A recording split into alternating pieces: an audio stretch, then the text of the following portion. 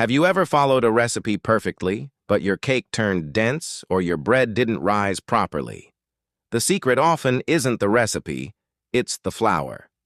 Today, let's understand flour from the ground up, just like pastry chefs do.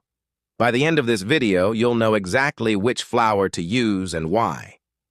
Hey everyone, welcome to the channel. If you're passionate about baking or dream of becoming a better baker, you're in the right place. In this series, we'll learn bakery science in the simplest way possible.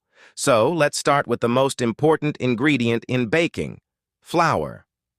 What exactly is flour? Almost every baked product starts with flour. Bread, cakes, cookies, croissants, pastries. None of these would exist without it. Flour is simply wheat grains ground into a fine powder, but what's inside those grains makes all the difference. Let's look. Inside a wheat grain. A wheat grain is made up of 3 parts, and understanding these parts will help you understand why different flours behave differently. Bran. The bran is the outer layer of the wheat grain. It is rich in fiber, vitamins, and minerals. It gives whole wheat flour its darker color and nutty flavor. Germ. The germ is the embryo of the seed. It contains healthy fats, vitamins, and antioxidants. Since it contains oils, flour containing the germ has a shorter shelf life. Endosperm. The endosperm makes up about 80 to 85% of the wheat grain. It contains starch and proteins and is the part used to make white flour. Why do bakers talk so much about protein? When I first started baking, I thought protein was only important for bodybuilders. But in baking, protein is everything. The proteins in flour are called gluten and gliadin. When water is added and the dough is mixed, these proteins combine to form gluten. Think of gluten as tiny elastic bands. They trap air and give strength and structure to your baked products.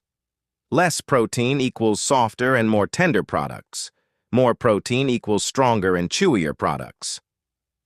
Protein content of different flours. Cake. Flour. Protein. 7 to 9%. Cake flour has the lowest protein content, which means less gluten and a softer texture. Best for sponge cakes, chiffon cakes, cupcakes, Swiss rolls, pastry flour. Protein, 8 to 9%. Pastry flour produces delicate and flaky products. Best for tart shells, pie dough, cookies, muffins, all-purpose flour. Protein, 10 to 12%.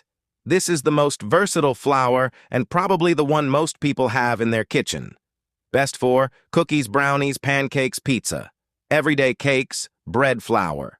Protein, 12 to 14%. Bread flour has a higher protein content, which develops stronger gluten and creates chewy bread. Best for artisan bread. Brioche burger buns, pizza dough bagels, high gluten flour. Protein, 14 to 15%. This flour develops very strong gluten and is used for products that need a chewy texture. Best for bagels, pretzels, New York-style pizza. Whole wheat flour. Whole wheat flour contains all 3 parts of the wheat grain: bran, germ, and endosperm. That's why it has more fiber and nutrients than white flour. Best for whole wheat bread, multigrain bread, healthy cookies. Why is flour so important? Flour does much more than just fill up a recipe.